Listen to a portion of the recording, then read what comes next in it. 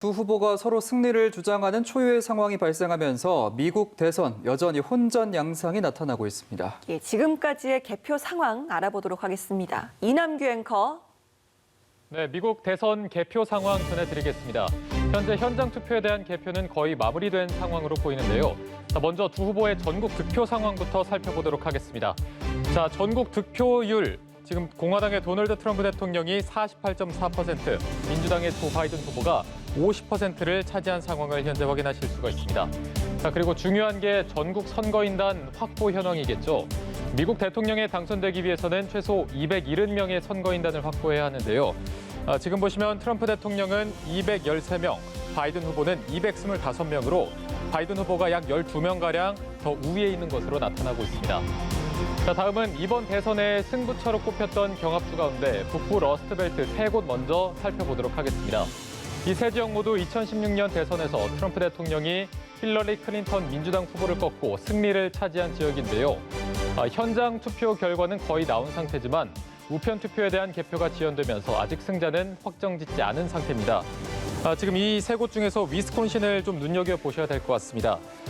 저희가 여태까지 전해드릴 때는 트럼프 대통령이 이 세 지역에서 모두 앞서는 것으로 나타났었는데 조금 전 바이든 후보가 0.3%포인트 차로 앞서면서 분위기 반전에 성공을 했습니다.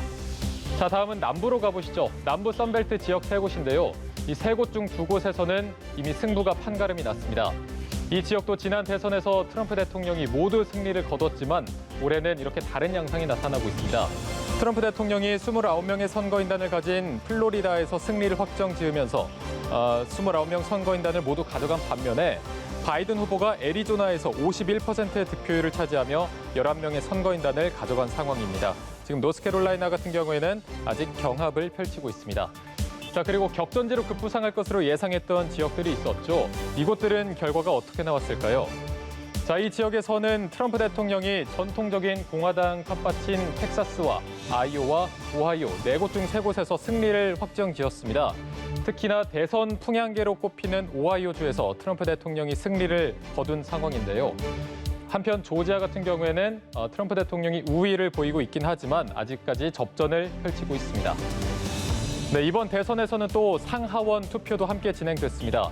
어느 당이 먼저 의석수의 과반을 점유해서 의회 권력을 차지하게 될까요? 자, 2년 임기인 하원은 435명 전원이 유권자의 심판을 받았고 6년 임기인 상원은 전체 100석 가운데 35석에 대해서 선거가 진행됐습니다. 자, 지금 보시면 상원 총 100석 가운데 공화당은 기존의 30석에 17석을 차지하면서 47석을 차지했고요. 민주당 같은 경우에는 기존의 33석에 12석을 추가로 확보하면서 45석입니다. 이로써 상원에서는 공화당이 조금 더 과반에 가까운 의석수를 차지하고 있습니다. 자, 하원도 함께 보시죠. 하원 총 435석 중에 지금 공화당이 181석, 민주당이 187석입니다. 보시는 대로 하원에서는 민주당이 조금 더 과반에 가까운 것으로 나타나고 있습니다. 자, 올해 대선에서는 특히나 이 사전투표 열기가 뜨거웠습니다. 사전투표를 완료한 유권자가 이렇게 1억 명을 넘어선 가운데 6천만 명 이상이 우편투표를 한 것으로 나타나 이 우편투표가 핵심 쟁점으로 떠오르고 있습니다.